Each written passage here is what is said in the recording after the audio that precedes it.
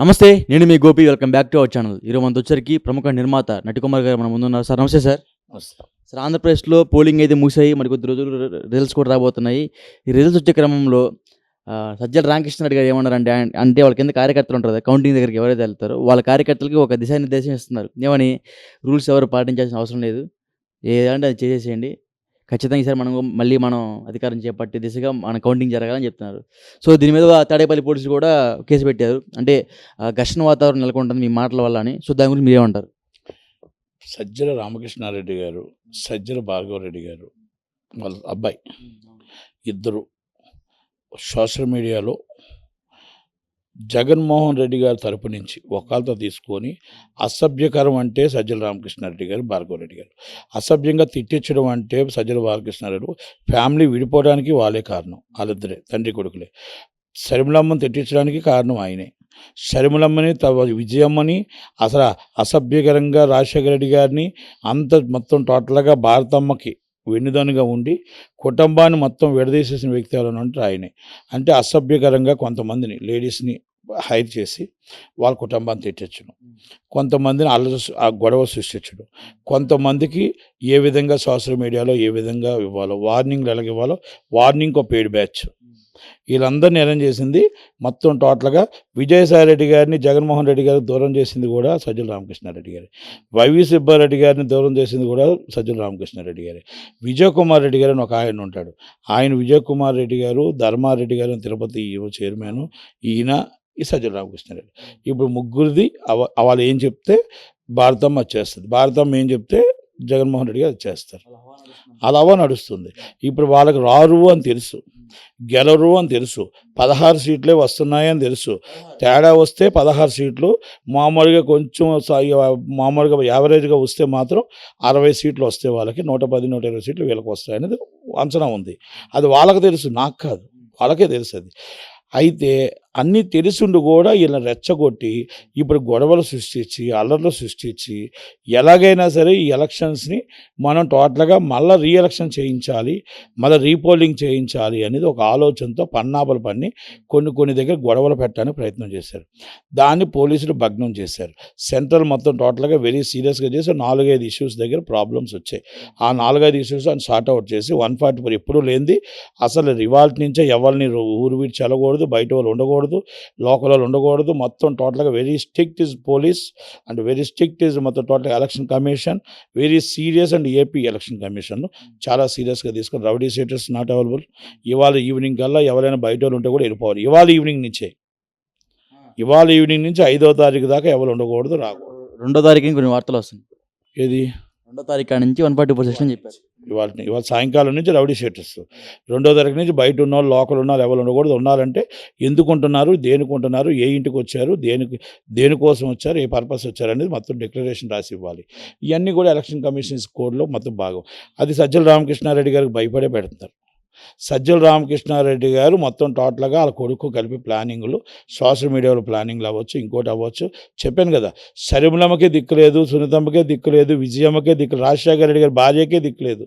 మనమే మాత్రం అంత అసభ్యంగా మాట్లాడుతుంటే పడవలసిన పరిస్థితి. ఈరోజు ఒక జగన్మోహన్ రెడ్డి అనే ఒక వ్యక్తి చెల్లిని తల్లిని తిట్టిస్తుంటే కూడా మాట్లాడుతూ కూర్చున్నాడంటే, చిన్నాన్న కూతుర్ని తిట్టిస్తుంటే మాట్లాడుతూ కూర్చున్నాడంటే, సొంత మరదల్ని అంతమందిని తిడుతూ ఉంటే ఏమీ అనకుండా కూర్చున్న విజయమ్మ అంటే, ఇది మన భారతమ్మ అంటే ఇక ఏమనాలి, ఏం చేయాలి, సభ్య సమాజం తలదించుకునే విధంగా సజ్జల రామకృష్ణారెడ్డి గారి అబ్బాయి సజ్జల రామకృష్ణారెడ్డి గారు చేస్తున్నారు. సజ్జల రామకృష్ణారెడ్డి గారికి భవిష్యత్తు లేదు. సజ్జల రామకృష్ణారెడ్డి గారు ఈ ఎలక్షన్లో ఓటమి పోలితే జైలుకి వెళ్ళిపోతారు. ఆయన ఓటమి వస్తే ఫస్ట్ జైలుకి వెళ్ళి సజ్జల రామకృష్ణారెడ్డి గారు, సజ్జల భార్గవరెడ్డి గారు కొడుకే, సజ్జల రామకృష్ణ గారి కొడుకే జైలుకి వెళ్తారు. సెకండ్ తర్వాత వెళ్తారు అందరూ. అంత కాన్ఫిడెన్స్ ఏంటి సార్? అంటే ఆయన అలాన్ని చేశారు. అన్నీ కూడా మొత్తం టోటల్గా లోకేష్ గారి దగ్గర రెడీగా ఉన్నాయన్నీ. ఫస్ట్ గవర్నమెంట్ వచ్చిన వెంటనే వితిన్ 15 డేస్లో ముందు లోనికి వెళ్ళిపోయి సజ్జల రామకృష్ణారెడ్డి గారు, సజ్జల రామకృష్ణ గారి అబ్బాయి. రెడ్ బుక్లో ఆయన పేరు కూడా ఉందా? రెడ్ అవసరం లేదు, ఎల్లో అవసరం లేదు, ఏ బుక్ అవసరం లేదు. ఆటోమేటిక్గా ఆయన చేసినవన్నీ ఉన్నాయి, అన్ని ప్రూఫ్స్తో సైతం ఉన్నాయి. అది ఎలా తీసుకొని ఎలా అరెస్ట్ చేస్తారో ఏది చేస్తే తెలుసు. ఎందుకంటే ఆయన తక్కువడు కాదు. కుటుంబాల మధ్యన స్విచ్ పెట్టి కుటుంబాన్ని వైఎస్ కుటుంబం అనే ఒక బంగారమైన కుటుంబాన్ని స్విచ్ పెట్టిన వ్యక్తి, ఒక బంగారమైన పాలన్ని స్విచ్ పెట్టిన వ్యక్తి, ఒక రాజశేఖర రెడ్డి గారి పాలన్ని స్విచ్ పెట్టిన వ్యక్తి. అలాంటి వ్యక్తి ఇలాంటి రాజకీయాల్లో ఉండటానికి లేదు. బొమ్మన కరుణాకర్ రెడ్డి గారిని దూరం చేసింది సజ్జల రామకృష్ణారెడ్డి గారు కాదని చెప్పానండి. చెవిరెడ్డి భాస్కర్ రెడ్డి గారిని కూడా దూరం చేద్దామని చూశాడు, కానీ కాకపోతే అది ఎక్కువగా జగన్మోహన్ రెడ్డి గారు నమ్మారు కాబట్టి ఆయనకి ఇంకా అక్కడ స్థానం ఉంది. చాలామందిని దూరం చేశాడు ఆయన. అంటే ఆయనే ఉండాలి, ఇంకెవరు ఉండకూడదు. జగన్కి భారత చేతిలో ఉందంట. భారతి గారు ఏం చెప్తే జగన్మోహన్ రెడ్డి అదే చేస్తారు. సజ్జల రామకృష్ణారెడ్డి గారు భారతి గారికి ఏం చెప్తే అదే జరుగుతుంది. ఫస్ట్ సజ్జల రామకృష్ణారెడ్డి గారు వెళ్ళి భారతి గారు చెప్తారు, ఆమె వచ్చి ఈయన చెప్తాడు. ఇస్తారు. అందుకని ఇన్ని గొడవలు, ఇన్ని అల్లర్లు. మన ఎలక్షన్ అప్పుడు మొత్తం టోటల్గా ఓడిపోతామని తెలుసు, రావు అని తెలుసు, వాళ్ళకి ఓట్ల శాతం తెలుసు, పోలింగ్ శాతం తెలుసు, పోల్ మేనేజ్మెంట్ తెలుసు, అన్నీ తెలుసు, మేధావులు తెలుసు.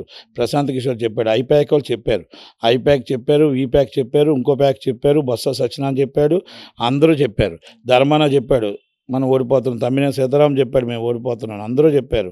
ఎక్కడి నుంచి చెప్పారు, అక్కడి నుంచి చెప్పారు, చిత్తూరులో చెప్పారు, పెద్దిరెడ్డి రామచంద్రరెడ్డి చెప్పారు, అందరూ చెప్పారు. ఫ్లోటింగ్ బ్రిడ్జ్ మీద మరి రేపొద్దున ప్రమాణ స్వీకారం చేయబోతున్నారండి, నిజమేనా? 9వ తారీఖు నాడు ఖాళీ రూములతో ప్రమాణ స్వీకారం చేస్తున్నాడు, ఖాళీ ఫ్లైట్లతో ప్రమాణ స్వీకారం చేస్తున్నాడు. మేము 9వ తారీఖు 10:46 చంద్రబాబు నాయుడు గారు నీతితో నిజాయితీతో ఒక మాటలని అసలు ఈ ఎలక్షన్ కోసం కూడా కామెంట్ చేయకుండా 4వ తారీఖు సాయంత్రం మాట్లాడతాడు. 9వ తారీఖు 10:45 అమరావతిలో ప్రమాణ స్వీకారం చేస్తాడు. అమరావతిలోనా? అంటే జగన్ అంటేనే వైజాగ్, చంద్రబాబు అంటే అమరావతి. అమరావతి అనేది ఆల్రెడీ కట్టిన కట్టడా ప్రజల సొమ్మది, ప్రజల ఆస్తి అది. ఎక్కడో ఈయన దగ్గర కూర్చొని మొత్తం టోటల్గా అక్కడ భూములు కబ్జా చేద్దాం, ఆ కొండ మీద భూమి పెట్టి ఆ కొండ మీద అందరినీ దోచుకుందాం అని ఆ సురేష్ బాబు ఆఫీస్ తీసుకుందాం అంటే సుప్రీంకోర్టులోకి స్టే తెచ్చుకున్నాడు భయపడి. అందుకనే సురేష్ బాబు ఎటు మాట్లాడు, జై జగన్ అండు, జై చంద్రబాబు అండు. ఈసారి చంద్రబాబు నాయుడికి చాలామంది సినిమా వాళ్ళందరూ సైలెంట్ అయిపోయారు జగన్మోహన్ రెడ్డికి భయపడిన వాళ్ళందరికీ లోకేష్ గారు, చంద్రబాబు నాయుడు గారు 100% రివర్స్ ఇవ్వరు. కానీ ఆయన మంచి చేయడం తెలుసు, కానీ ఎవరెవరు ఇంతకుముందు ఆయన వాడుకున్నారో అందరినీ మాత్రం లిస్టులో పెట్టుకుంటారు. అయితే ఈసారి ఆంధ్రప్రదేశ్లో కౌంటింగ్ రోజు విధ్వంసకరమైన సంఘటనలు ఏమైనా జరుగుతాయి అంటారా? Pins of silent 11 o'clock already మొత్తం టోటల్ అన్ని బూతులు 11 o'clock అనౌన్స్మెంట్. 110 సీట్ల నుంచి 154 సీట్ల దాకా మేము గెలుస్తున్నాం, కూటమి గెలుస్తుంది, కూటమితో బ్రహ్మాండంగా వస్తాం. 9 గంటల నుంచి అందరూ తోకముడి చెల్లిపోతారు, 4 గంటలకి లోటస్ పాయింట్కి జగన్మోహన్ రెడ్డి గారు వచ్చేస్తారు, అయిపోతుంది. గారు లోటస్ పాయింట్కి వస్తాడా లేదా బెంగళూరు వెళ్తాడా అనేది ఇంకా కన్ఫ్యూజన్ ఉన్నాడు ఆయన. Already evening 6 o'clock flight Vijayasai Reddy గారు ఢిల్లీకి వేసుకున్నారు, అక్కడి నుంచి నెల్లూరు నుంచి ఢిల్లీ వేసుకుంటాడు, వెళ్ళిపోతాడు.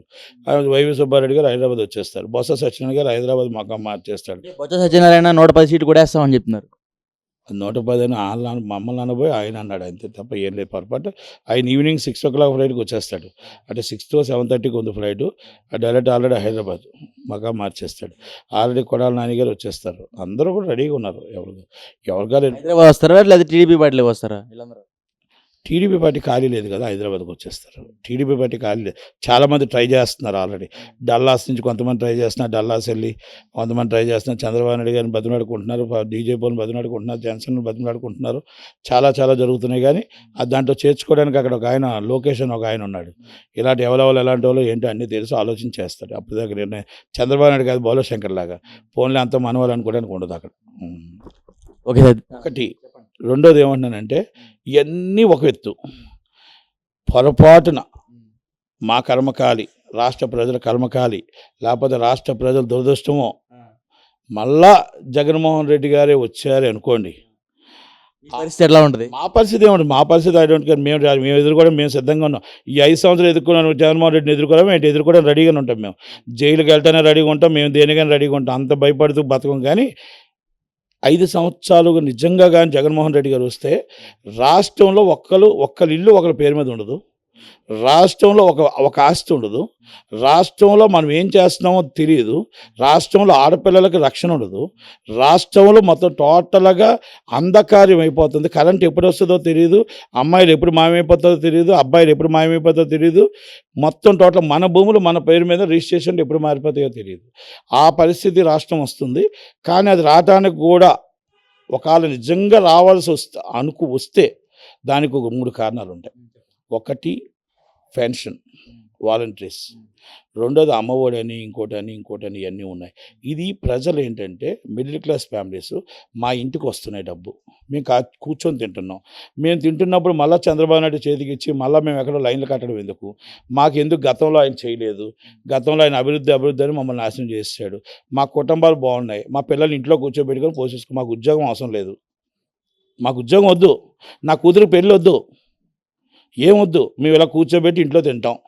ఆ పెన్షన్ వస్తుంది. నెల సంవత్సరం నుంచి మా కుటుంబాన్ని అందరికీ కలిపి రూ. 1,00,000 70,000 వస్తే తింటాం అని అదొకటి. రెండోది ఇంగ్లీష్ మీడియం స్కూల్స్ ఉన్నాయి. ఇట్స్ వెరీ గుడ్, బాగున్నాయి.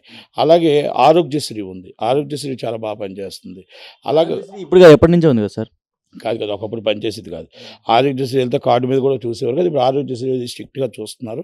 ఆ విషయంలో మనం కొంచెం జగన్మోహన్ రెడ్డిని ఒప్పుకోవాల్సింది. కొన్ని విషయాలు ఉన్నాయి.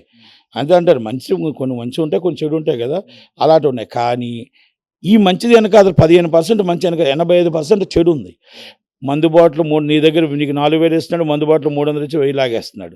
నీకు మొత్తం టోటల్గా రోడ్లు లేవు, రోడ్డు కాంట్రాక్ట్ లేవు, రోడ్ల మీద మొత్తం టోటల్గా రిపేర్లు వచ్చి ఆ చలాన్లు వేసి 10,000 నుంచి 50,000 లాగేస్తున్నాడు.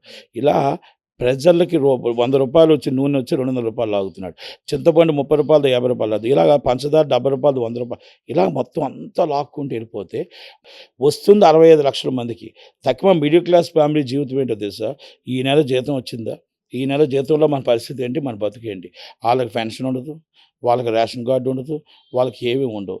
వాళ్ళందరూ ఎవటకు ఓటేశారు. అలాగే హై ప్రొఫైల్ వ్యాపారం లేదు హైదరాబాద్లో, ఆంధ్రప్రదేశ్లో వ్యాపారం లేదు. అంధకారంలో ఉన్నాం, కష్టాల్లో ఉన్నాం, బాధల్లో ఉన్నాం. మన ల్యాండ్ మనం అమ్ముకోలేకపోతున్నాం. మన ల్యాండ్ ఎవడో వచ్చి కబ్జా చేస్తున్నాడు, కొట్టడానికి వస్తున్నాడు, తిట్టడానికి వస్తున్నాడు, అమ్మనాబుద్ధులు తిడుతున్నాడు మనల్ని రాత్రంతా.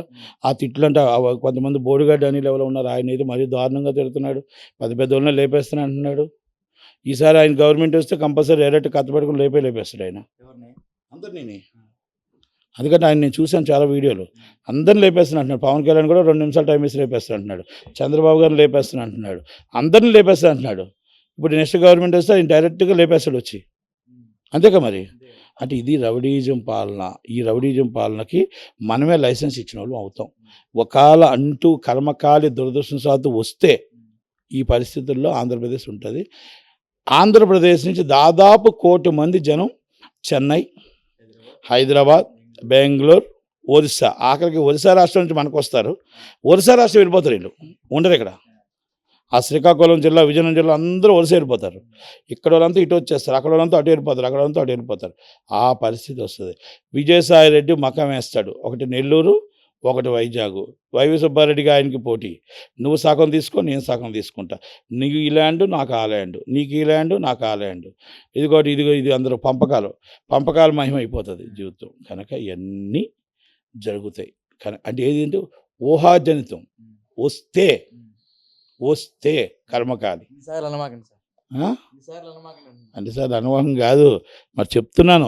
చాలామంది ఈ బెట్టింగ్ రాయలు వచ్చేస్తే 9 ప్రమాణ స్వీకారం అంటున్నారు కదా, వస్తే అని అన్నది అందుకే అంటున్నాను. అంతకని ఒకవేళ అప్పుడు మేము పోల్ మేనేజ్మెంట్లో కానీ కొన్ని కూటమిలో కానీ అన్నింటిలో మా తప్పులు మేము చూసుకోగలిగారు. మ్యాక్సిమం అన్నీ కవర్ అయ్యాయి. మేము గెలుస్తున్నాం. ప్రజలు నిర్ణయం తీసుకున్నారు, మేము కాదు తీసుకున్నది. కూటమి తీసుకోలే. కూటమి చంద్రబాబు నాయుడు గారు కాదు, లేకపోతే పవన్ గారు, ప్రజలు తీసుకున్నారు. ఈ పార్టీని ఓడించి చంద్రబాబు కూటమిని గెలిపిద్దామని ప్రజలు తీసుకున్న నిర్ణయం ఇది. కానీ ఆ ఏజెంట్లు దొరకరని గొడవలు పెడదామని వస్తే ఏం జరుగుతుందో మీకు చెప్పాను. అది